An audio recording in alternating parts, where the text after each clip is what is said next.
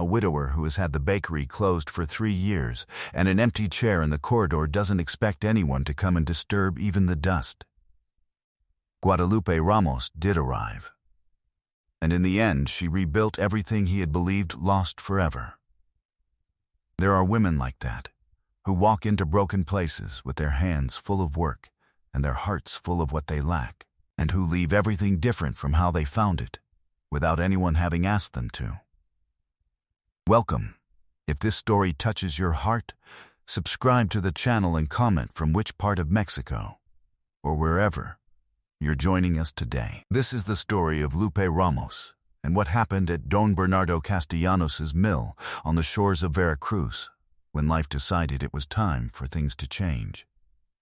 For Lupe, the moment that broke everything open was a Thursday in December at 3 in the afternoon, when the son of the owner of the bakery La Fe arrived with a notary and 2 papers and said, in front of the 6 workers who had been there for years, that the company had changed its line of business and that their services were no longer needed. 18 years. For 18 years, Lupe had put her hands in that bakery. She had learned to make pan de muerto and pan de nata and the samita and the pan de yema that the clientele of that whole corner of Veracruz loved so much. She had opened when there was still no sun, and had closed when there was nothing left to close. She had taught 3 generations of apprentices to handle the griddle, to gauge the dough, to know when the oven was ready just by the color of the heat coming out through the crack of the door. Rodolfo Garza Jr. had never baked a loaf in his life. People without a degree don't get anywhere in today's world, he said with that calm of someone who doesn't understand the weight of what he's saying. Here's what the law requires: an envelope with 200 pesos and 3 sheets of paper. For 18 years, Señora Conchita, who had worked beside Lupe since the 2 of them were young, and who had spent 15 years kneading at her side every morning, stood by the griddle looking at the floor, not knowing what to do with her hands. The notary looked at the wall. The other 4 workers looked at Lupe. Lupe took the envelope. She folded it. She put it in her apron without looking at it. "Thank you," she said, and she left. She didn't go to her room to cry. She went to pack the colorful rebozo she herself had woven in spare moments over the years, the clothes that fit in a sack, and the notebook where she kept written the recipes she knew by heart but preferred to have in writing. Then she went out walking, because in Veracruz, when one doesn't know what to do, the road always leads somewhere. And Lupe had learned to trust roads when she had nothing else left to trust. She walked 2 days intending to reach a cousin in Papantla, but the cousin wasn't there, and the house was locked. And the rain that fell that January afternoon was one of those coastal rains that don't give warning or ask permission and don't stop until they decide they've stopped. It was then that a woman at a roadside stall told her that up the hill there was an old mill with a bakery that had been closed 3 years, and that the man who lived there was a widower, alone, and, God willing, a good person. "Does he open the door?" Lupe asked. The woman looked at her. She looked at her and looked at the rain. "If it's raining like this, yes." Don Bernardo's mill was at the end of a stone road bordered by ceiba trees that in the rain looked bigger and darker than they should be. With the water falling through the branches and the ground turned to mud that stuck to her sandals and weighed more with each step. And Lupe arrived at the door with her sack soaked, her rebozo dripping, and her hair stuck to her face, and she knocked 3 times. The man who opened was in his early 60s, with white and graying hair and eyes the color of clay pot coffee, and an expression that was more of surprise than of welcome, like someone who long ago stopped expecting anyone and had gotten used to not expecting. "I'm looking for lodging for 1 night," said Lupe. "I'll pay with work." Don Bernardo looked at her a moment. He looked at the rain. He looked at her again. He opened the door. What Lupe didn't know was that no one had crossed that door asking for anything in more than a year, and that Don Bernardo had opened it more out of the habit of a decent man than out of any desire for company. The mill was large. The main house had a corridor of columns and a central patio with a waterless fountain and a mango tree that bore fruit though it wasn't yet the season. The bakery was at the back, with the doors closed and the padlock on, and through the gaps you could see the stone griddle black with soot and the kneading table covered in dust, as if time had stopped there all at once and no one had wanted to move it since. In the corridor there was a wooden armchair that was different from the others, better cared for, without dust. It stood alone in its place as if someone dusted it every day and never used it. Don Bernardo gave her a room, clean towels, and a folded blanket, without many words. Lupe changed out of her wet clothes, spread the rebozo to dry on the beam, and went to find the kitchen because she needed to be useful so as not to think too much. The kitchen was neglected, but functional. There were beans in the cupboard and dry firewood by the fire, and clay pot coffee half made on the stove. Lupe revived the fire, warmed the beans, made tortillas with the dough she found covered in a bowl, and set the table without anyone telling her to. Don Bernardo came into the kitchen 20 minutes later and found the fire lit and the bowls served and the coffee hot, and he stood in the doorway a moment with a face hard to read, between gratitude and something else he didn't know how to name. They sat down to eat without talking much. At the end, with the bowls empty, Lupe asked, "What did the mill do?" "Bakery, the best on this side of the hill." "And why is it closed?" Don Bernardo took his gourd of coffee. He didn't answer right away, because the one who knew how to do it is gone. That night Lupe slept with the sound of the rain on the tile roof and thought about the 18 years of her hands and about the stone griddle at the back of the patio and about the chair in the corridor that no one used. The next day she didn't leave.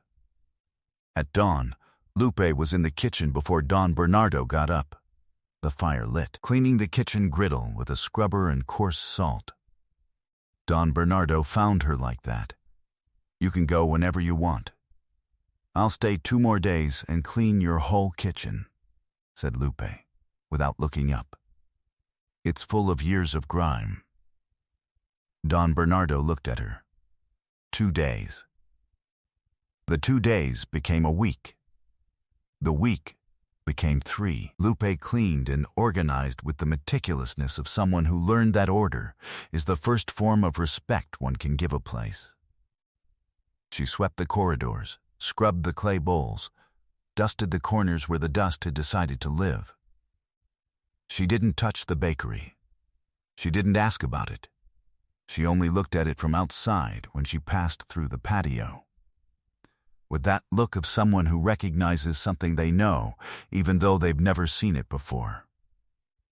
It was in the second week that she asked, carefully, if she could clean it inside. Don Bernardo took a moment. Just clean. Lupe went in with a broom and a bucket. She came out 3 hours later, covered in dust, but with different eyes, and she said to Don Bernardo, "The stone griddle is in perfect condition.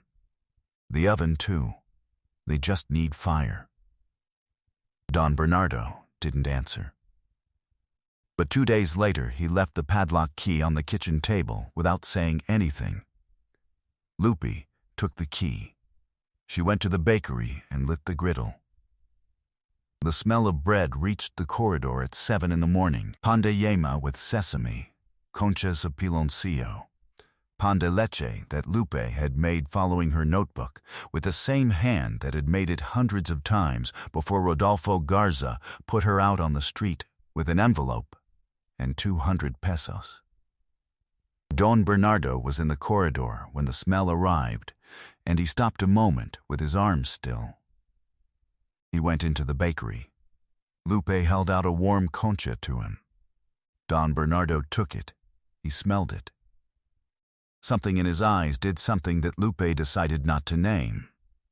"This recipe," he said in a low voice. "Where did you get it?" "I learned it from a woman in Coatzacoalcos. She has the same name as the one your wife used to make, I suppose." Don Bernardo nodded very slowly. He sat down on the bench at the back and ate the concha in silence, and Lupe kept working and didn't look at him anymore, because there are moments that deserve their privacy. The next day, Doa Trini, the neighbor from the hill, arrived following the smell. The day after that, 4 more people came. By the end of the week, there was a line from the gate. Lupe's colorful rebozo no longer hung in the back room. It was on the hook in the bakery, beside the apron, which was her way of marking that something was hers without saying it aloud. One of those days, after the afternoon bread, Lupe asked Don Bernardo, with the same caution with which she had asked about the bakery, "Can I sit in the chair in the corridor in the afternoons?" Don Bernardo looked at her. "It was Rosario's." "I know. That's why I'm asking." There was a silence. Don Bernardo went into the house. The next day, the chair had a new cushion on it that he had taken from the chest without anyone asking him to. It was that same week that the letter from Licenciado Fuentes arrived. It said Don Bernardo had a debt registered against the mill, that the term had expired, and that if it wasn't settled within 30 days, the legal process would begin. It enclosed copies of a document with Don Bernardo's signature at the bottom. Don Bernardo brought it to Lupe on the kitchen table, which was the way he had already learned to tell her he needed someone to think alongside him. Lupe read it twice. Then she went to the drawer of the mill's papers and spent the rest of the afternoon reading everything that was there. What Lupe was about to discover, neither of them had imagined. The signature didn't match.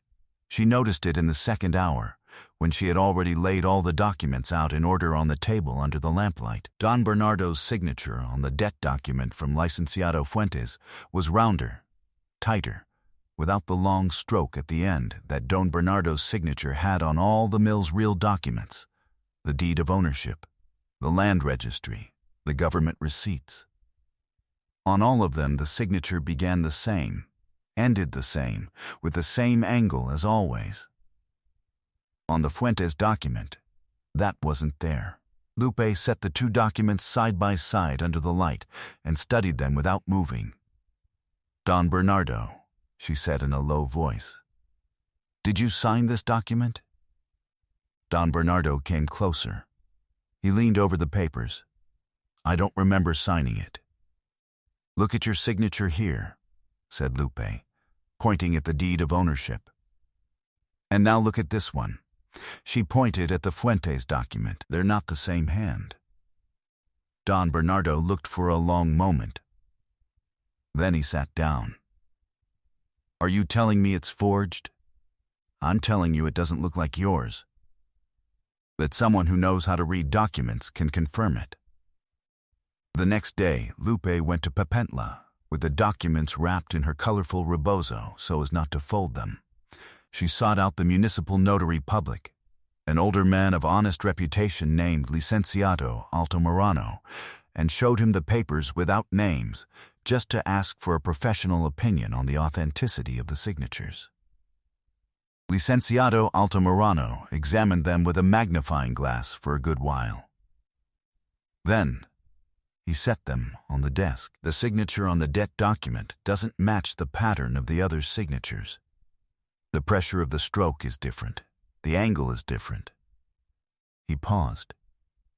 "And the paper has a printing date that corresponds to 2 years after when the document claims to have been signed. Does that mean it's false?" "It means there are very serious indications that it is.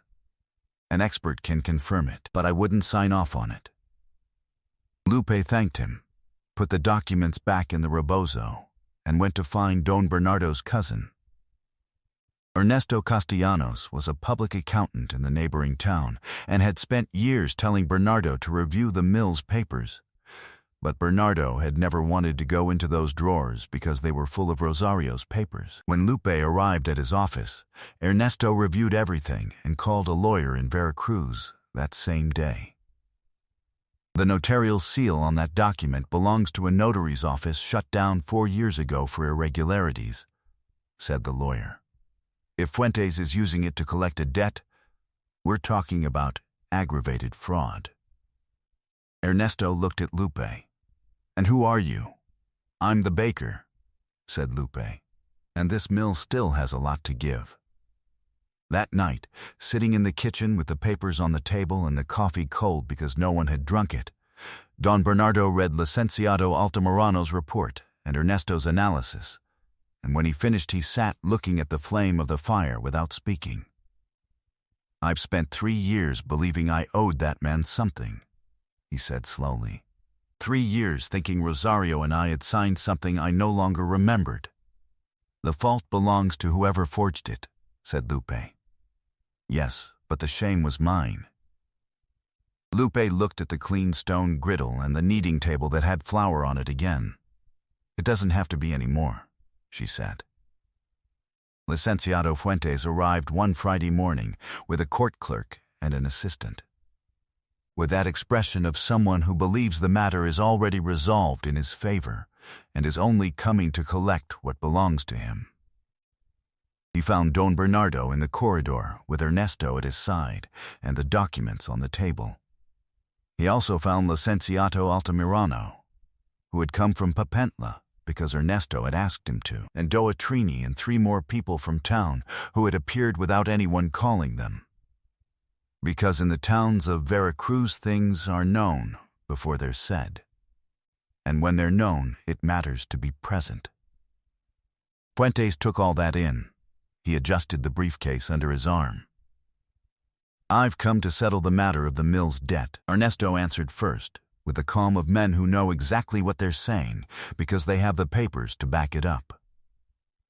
The debt document you presented is forged. The signature doesn't correspond to Sor Castellanos' documented pattern. The paper has a date later than the supposed signature, and the notarial seal belongs to a notary's office shut down 4 years before the document's date. Licenciado Altamirano can confirm it. He's present. Licenciado Altamirano nodded without saying more. It was enough. Fuentes looked at the court clerk he had brought. The clerk looked the other way. It was then that Lupe spoke from the bakery entrance, apron on and hands in the colorful rebozo, with the quiet voice of someone who has already finished her work and can say what she has to say. Don Bernardo spent 3 years believing he owed something he never signed, because you took advantage of the fact that a man in mourning doesn't review his papers with any fight in him. Now, they've been reviewed. No one answered. Fuentes stood a moment looking at the documents on the table as if searching for some angle that had escaped him. He didn't find it. His clerk had already taken a step toward the road. This doesn't end here, said Fuentes. Don Bernardo looked at him with the calm of 70 years and of the land he'd worked for decades. For me, it ends here. Have a good day. Fuentes left. The clerk and the assistant followed him without even the last word Fuentes had wanted to have remaining between them. Doa Trini, who had waited quietly with her arms crossed, was the first to speak. Does anyone want bread? Someone laughed. Don Bernardo didn't laugh, but something in his face let go. Something he had carried tight since long before Lupe arrived with her soaked sack to knock on the door. Ernesto stayed to eat. Licenciado Altamirano did too. Doa Trini brought mangoes from the road. Lupe took out what was left of the morning's bread, put it on the dining table, and for the first time in a long while the table of Don Bernardo's mill had voices and plates and the smell of bread mixed with clay pot coffee. Don Bernardo looked at all that from the head of the table a moment. Rosario would have put out more bread, he said in a low voice. Lupe looked at him from the kitchen. Tomorrow, I'll put out more, Months later, the bakery sign at the mill had fresh paint again, and the smell of bread came out through the gaps onto the Cibo Road before dawn and reached the hillside when the wind was in its favor. It smelled of pan de yema and conchas of piloncillo, and of the cinnamon Lupe added to the clay pot coffee, as she'd learned from the woman in Coatzacoalcos, and of the ripe mango from the patio tree that had borne more that year than ever, as if it too had decided it was time to give again. People came from the neighboring town, from 2 communities on the hill, from a more distant ranch that sent its children with baskets on Fridays and Mondays, which were the days for the big bread. The stone griddle burned from 4 in the morning. Lupe had polished it with oil until it shone like at the beginning, and she lit it with the same early morning dedication with which one lights the fire of a kitchen that knows it's being waited for, with that simple faith of people who learned that honest work is also a way of thanking God for what one was given. One afternoon, when the last bread of the day was already counted and the oven was cooling, Lupe went out to the corridor and found Don Bernardo sitting in Rosario's chair. It was the first time he'd done it in 3 years. He sat with his hands on the arms of the chair and his eyes on the patio, on the lot and mango tree and the cebas in the distance, and the fountain that had water again, because Lupe had asked for it to be repaired one afternoon when Don Bernardo wasn't looking. He said nothing. He was just there. Lupe settled into the other chair. She said nothing either. The 2 of them stayed quiet a while, watching the patio fill with afternoon. "Rosario would have liked you," said Don Bernardo at last. Lupe didn't answer right away. "I would have liked her too," she said in a low voice. Don Bernardo nodded. The colorful rebozo was still in the bakery, on the hook beside the apron, in the place Lupe had taken the first day without anyone assigning it to her. No one had moved it. No one had any reason to. And so, where before there had been silence and dust and a bakery locked with a padlock and a man who had stopped expecting anything to change, there was once again fire and voices and the smell of fresh baked bread going out onto the Cibo Road before dawn, reminding whoever passed that there are places that know how to come back when someone has the will to light them. Have you ever had to let go of something you loved in order to receive what you needed? Tell me in the comments. It gives me great joy to know how these stories reach each heart. If this story touched your soul, subscribe to the channel and turn on the bell so you don't miss a single tale. Share it with someone who right now needs to remember that not everything that seems closed is finished. Until the next story. A heartfelt embrace from heart to heart. And remember, never underestimate the woman who walks into broken places with her hands full of work. She is, almost always, the person who has everything needed to rebuild them.